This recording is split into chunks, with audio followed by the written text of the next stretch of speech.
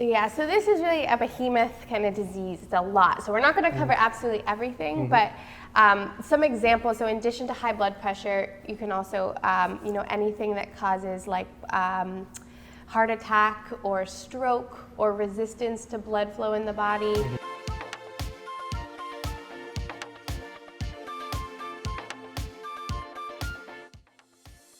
Welcome everybody to another episode of Family That Learns. Today we have PDX Equity Eats here today. We have Emily and Alayna. Thank you all so much for coming. Today, what are we talking about? Today we are talking about common diseases that nutrition play a really important role in and how to kind of prevent or consider their nutrition's role in those diseases. Love it. All right. So let's kind of get right into it. But before we get started, could you guys give us a quick intro? I know you guys have done a few classes with us now, but for those of you who see this and it's your first time, could you introduce yourself to everybody out there and tell us a little bit about yourselves? Yeah, so I'm Emily. I'm a registered dietitian. This is my colleague Alayna. She's also a registered dietitian.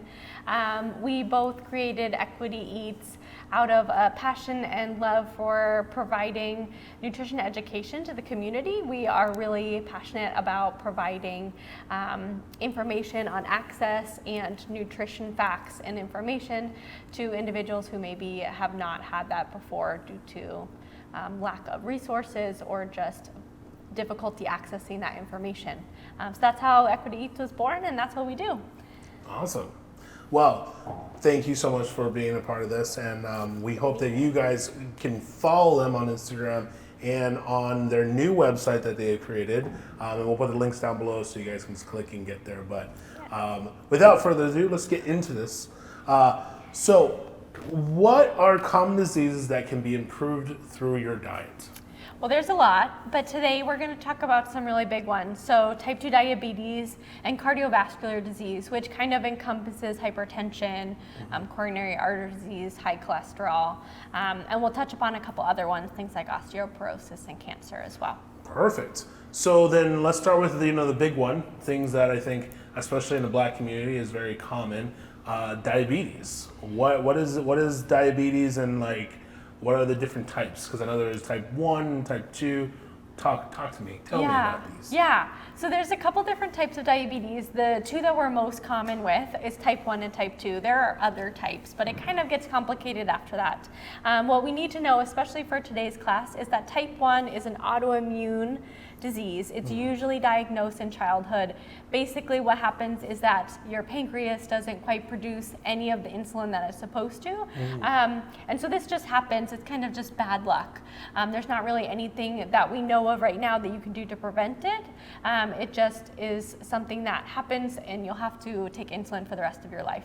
Today we're going to be talking about type 2 diabetes because this tends to be a disease that is preventable. There's some modifiable lifestyle choices that you can make that can help prevent it. And so nutrition is a big part of that. So to give you a backup, view from 150 feet about what's happening in type 2 diabetes. So when we eat carbohydrates, it gets broken down into a sugar, which is called glucose. And that sugar gets transported through your bloodstream to your cells. And that provides all of the energy for your entire body. So it's fueling your brain, your lungs, your muscles, all of your activities. We require this to live. It's important for function of life. We cannot live without it. And so what happens is that when your body realizes that there's this sugar, this glucose in your bloodstream, your pancreas, which is an organ, produces a hormone called insulin. And what's important to know about that is that it acts as like a key which opens up your cells to let that glucose, that sugar in. Without it, that glucose is just hanging around in your bloodstream and can't be used by your body. So we have to have this insulin in order to get energy from the glucose. What happens in type 2 diabetes is that this process just doesn't work well. So there's a couple of ways in which that happens. One, your pancreas doesn't quite create enough insulin. So you have all of this glucose, this sugar in your bloodstream, and not enough keys to unlock the lock. So it's just hanging out in your bloodstream, not being able to be used by your body. The other thing that can happen is that the keys are kind of faulty. The insulin doesn't quite work right. So you might have enough of them, but your body just isn't able to use them well. It's like if you try to use the wrong key for your house, you're not going to be able to get in. It's the same thing that kind of happens there. And so what happens when you have this really high blood sugar, your body really doesn't like that. It makes you could feel something like hungry or thirsty or tired or dizzy.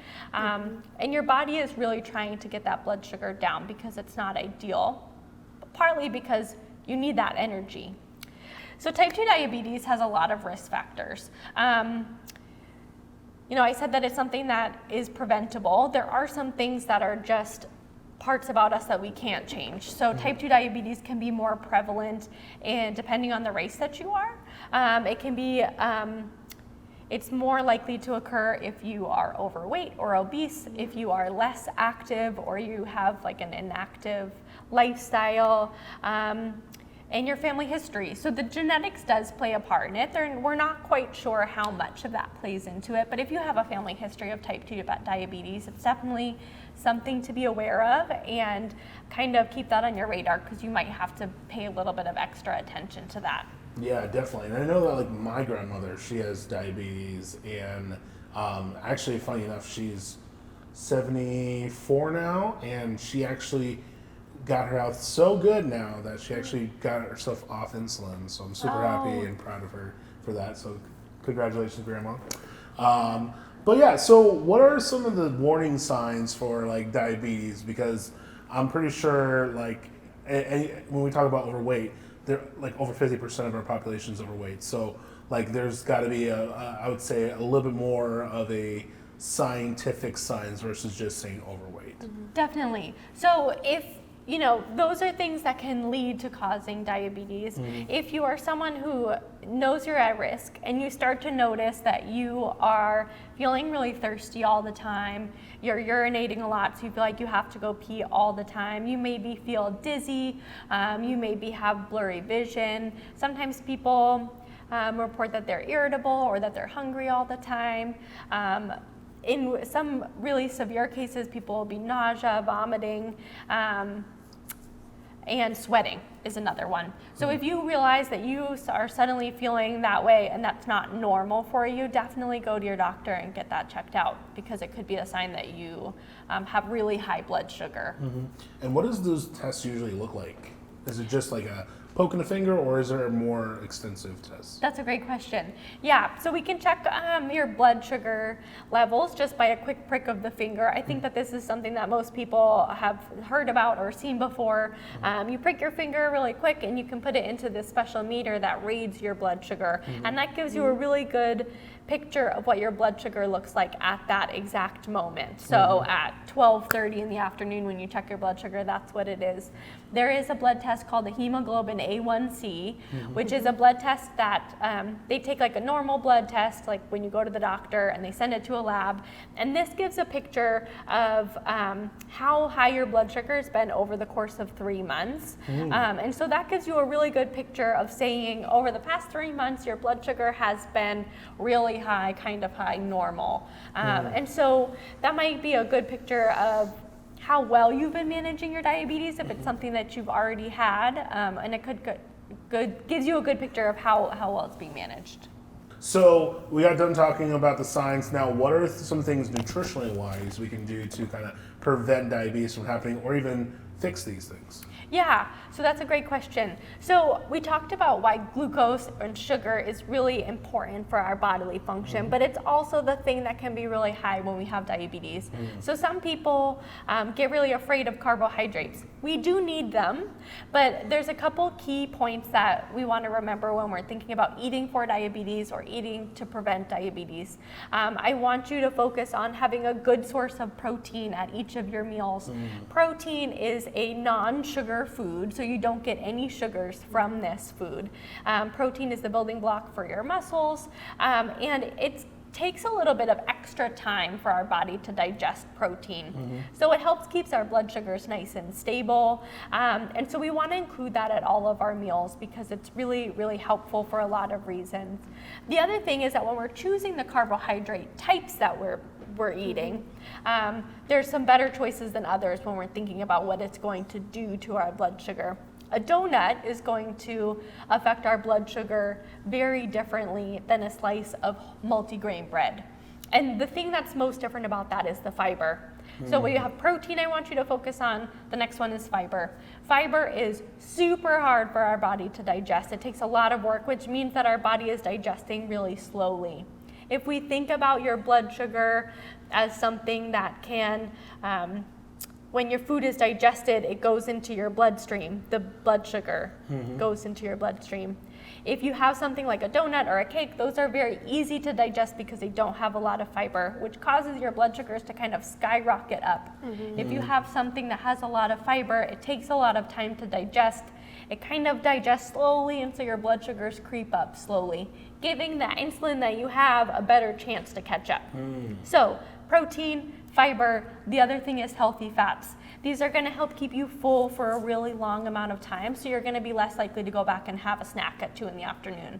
So packing that kind of punch of having a protein, a healthy fat, and a fiber is going to keep you full. It's going to keep your blood sugars as stable as they can. So carbs aren't bad. I want you to eat carbs, but making smarter choices about high fiber carbohydrates is really the big thing to focus on.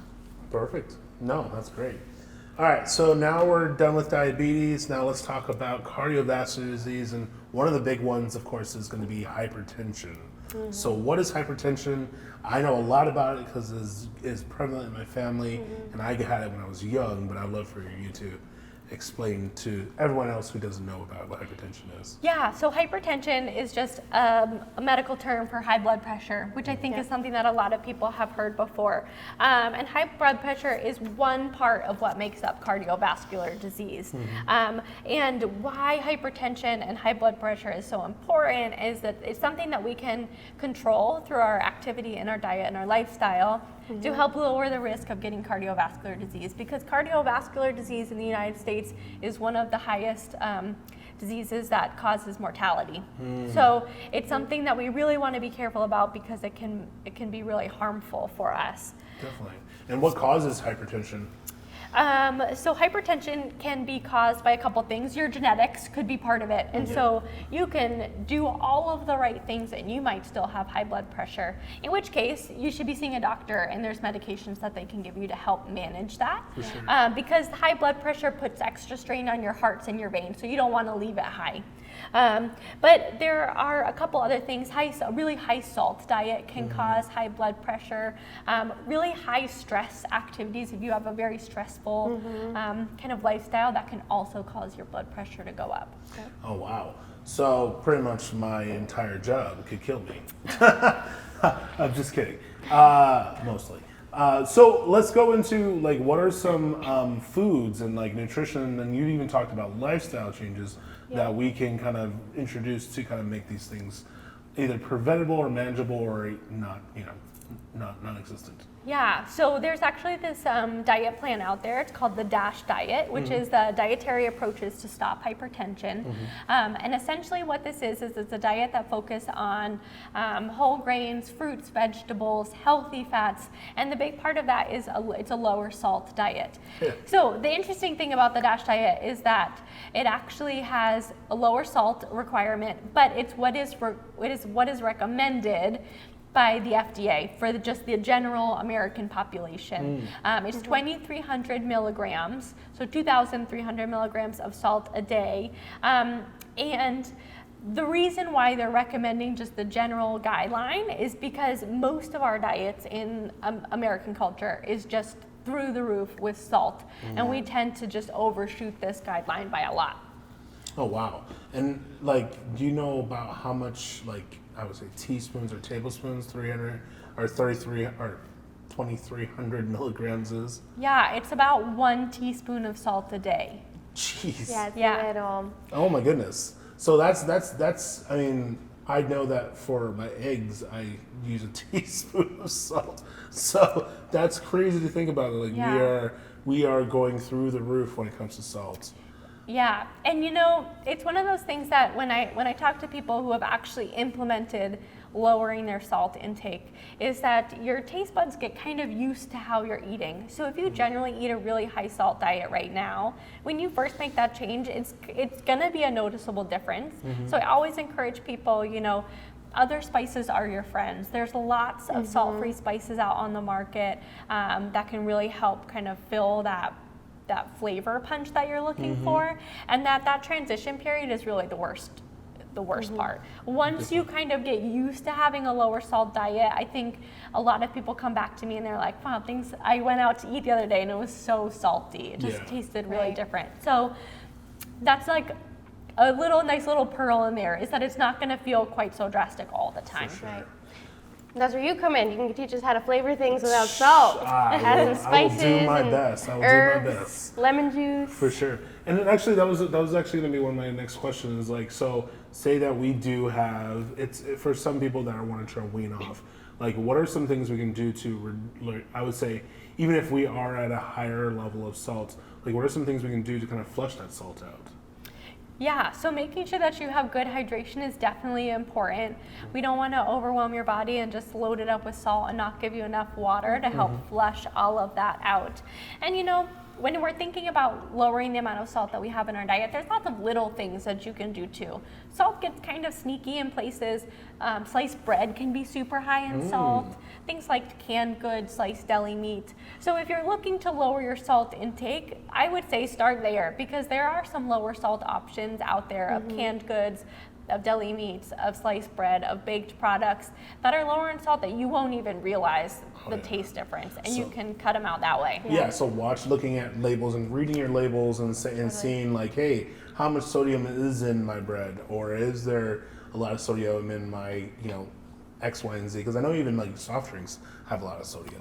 Yeah. And people don't even realize that. Yeah, it's so sneaky. Yeah. And everything. Perfect. All right, so now we're going into the next part of cardiovascular disease, which I think, you know, can we get a definition? What is cardiovascular disease? Because it is kind of like I would say the all-encompassing, you know, term, but what is cardiovascular disease? Really good question. So hypertension is part of cardiovascular disease, but if we think of the word cardiovascular, break it down a little bit. Cardio is your heart. Vascular is your veins and arteries, so your vasculature. So cardiovascular disease is really anything that deals with your heart, your veins, your arteries, blood flow throughout the body, essentially. So everything your heart's doing. So we know our heart is very important, so we want to take care of it. We want to treat it really well. So cardiovascular diseases encompasses most things that are wrong with the blood flow system in the body. Okay. So what are some of the causes of, like, you know, for cardiovascular disease? Because, I mean, there's got to be more than just diet when it comes down to it. But, like, what are some of the causes? Yeah, so this is really a behemoth kind of disease. It's a lot. So we're not going to cover absolutely everything, but some examples. So in addition to high blood pressure, you can also, you know, anything that causes like heart attack or stroke or resistance to blood flow in the body. Those are examples of cardiovascular disease. The biggest thing when we're thinking about this is something called plaque buildup in our arteries. Have you heard of that before? Yeah, so it sounds kind of freaky. We think of plaque as on the teeth, but it's essentially calcium buildup within our arteries. So if you think of your arteries as a tube that your blood is flowing through it, when you get buildup, it's like kind of that scum on the inside of the tube, and it means the blood flow has trouble flowing. So it's not getting where it needs to go. And it can cause blockages and issues, as you can imagine, because we need blood for oxygen throughout our body. Yeah, and I think, you know, if you watch TikTok as much as I do, you start seeing the dentist ones where they're like taking care of the plaque off people's teeth. And it's just hunking like deposits, and I can only imagine if that's in your veins, that's A, painful, but also B, that can be very scary.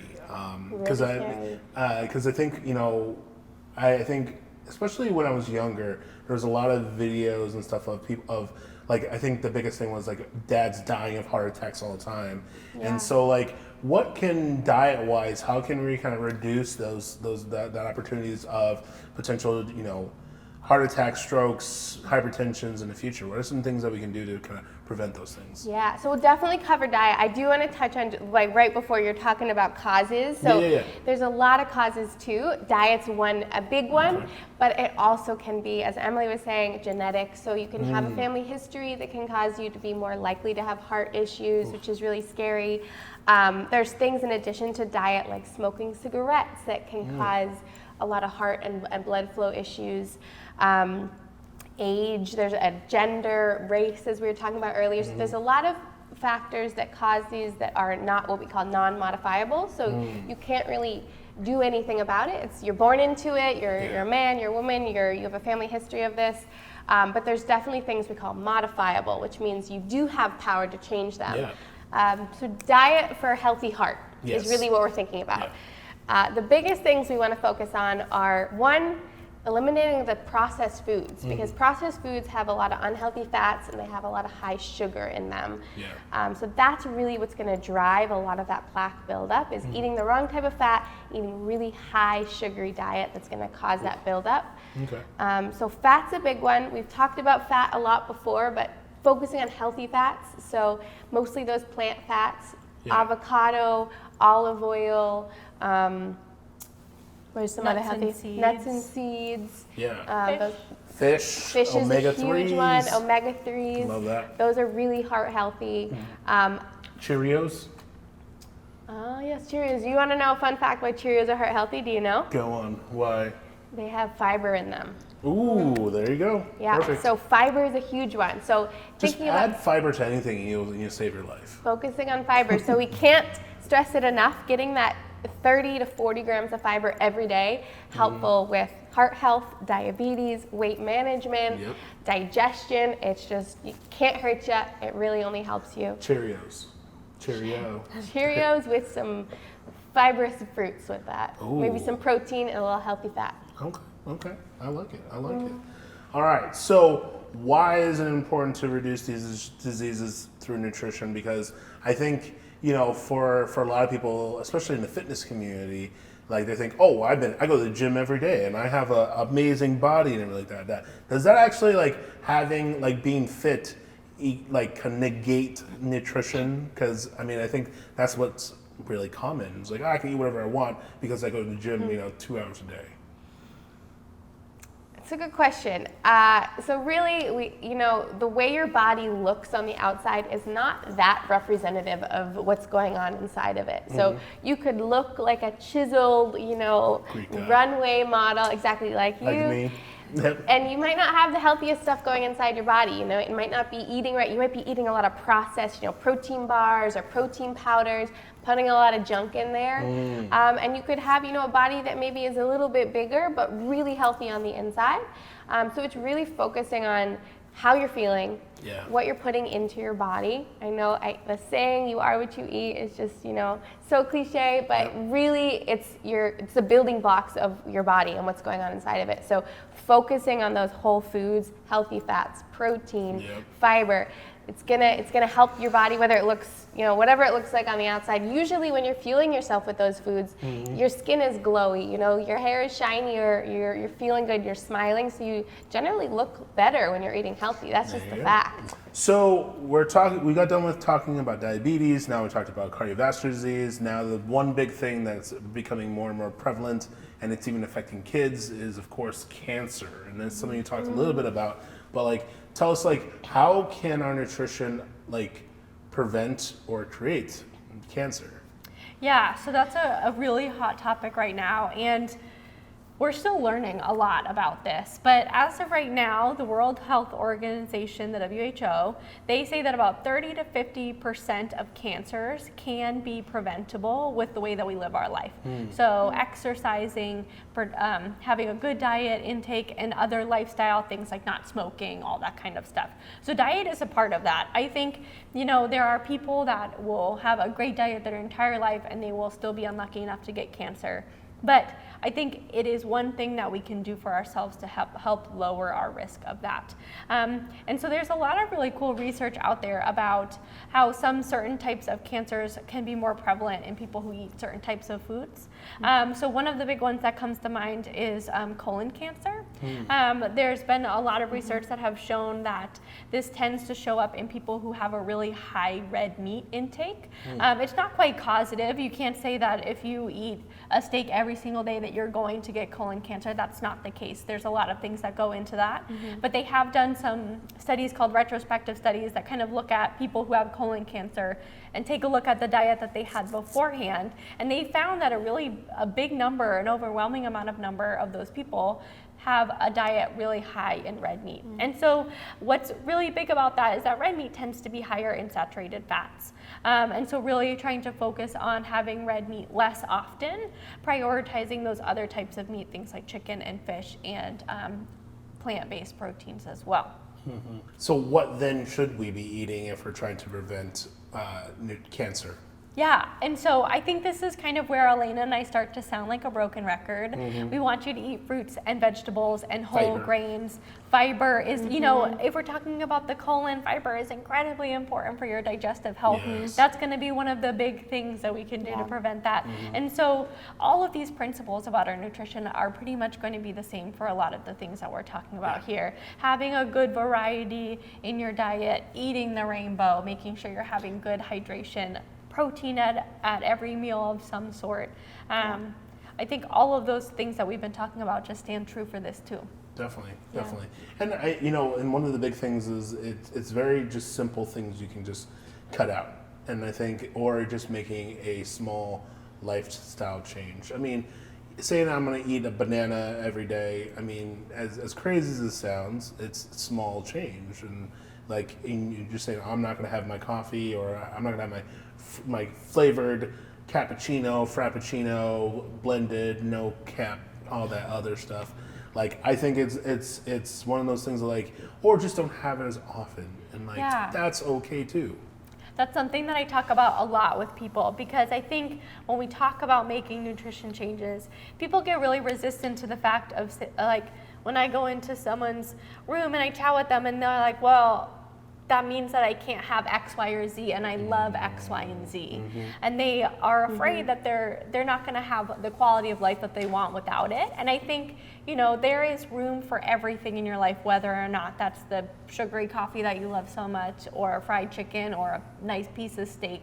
I think it's about kind of looking at your life and saying, you know, I eat these things often. Maybe I can go down to once a week. Maybe I can go down to once a month.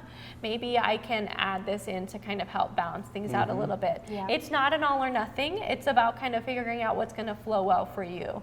And I think, you know, especially in the Black community, we talk about like, oh, well, like everything is bland when you start eating healthy and you need to add more salt and stuff like this.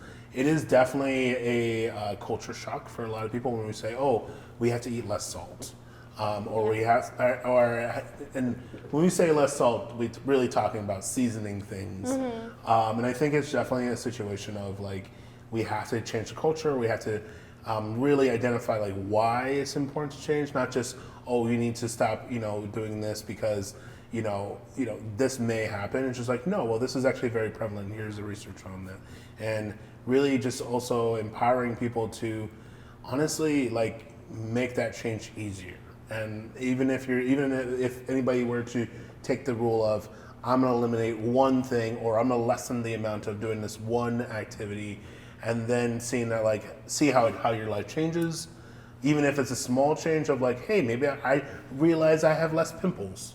Not my pimples are gone, I have less pimples.